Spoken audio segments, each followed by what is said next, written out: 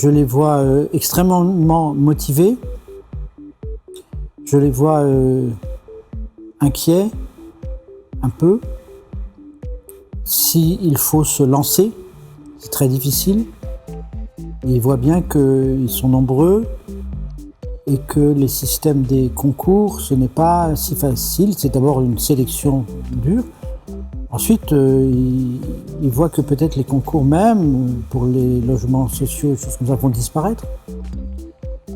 Et moi, j'ai commencé à travailler grâce aux concours. J'ai fait toute ma vie des concours.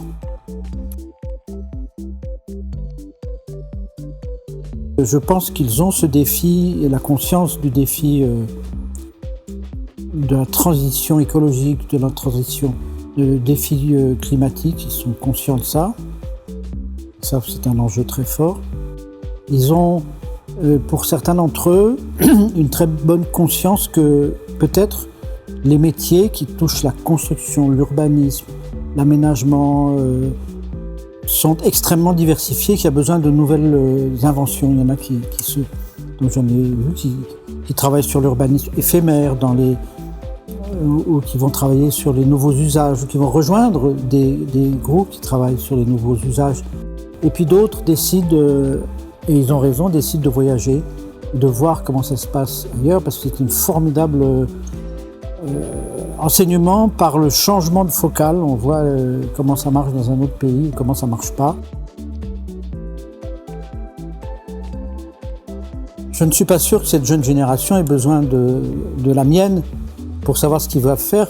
Je me souviens comment j'étais, on a plutôt tendance à dire on va construire nos propres schémas, nos propres références, par définition, si vous voulez.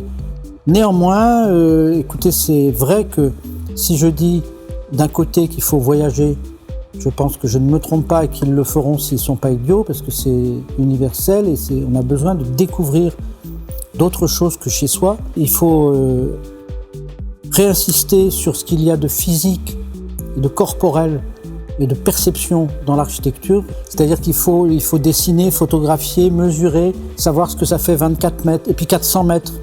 Il faut avoir ce sens-là. Or, avec nos nouveaux outils et les écrans, etc., on perd cette notion des dimensions. On a une chose qui marche tout de suite, on a casé le programme, il est dans le rectangle, c'est dans la boîte. Et on a besoin de se rendre compte ce que ça donne, parce qu'il y a beaucoup d'erreurs, justement, vous me parliez des îlots ouverts et tout ça, beaucoup d'erreurs, à mon avis, d'urbanisme qui sont faites pour des questions de dimension trop large ou trop serrées. Il faut savoir donner de la lumière, de l'air, et ça, c'est beaucoup des questions d'espace, de continuité ou pas, d'endroits qui ne sont pas bloqués. Et ça s'observe cas par cas, vous voyez, c'est pas un truc qu'on apprend dans les livres. Donc je dis qu'il faut non seulement voyager loin, mais il faut voyager autour de chez soi avec un maître.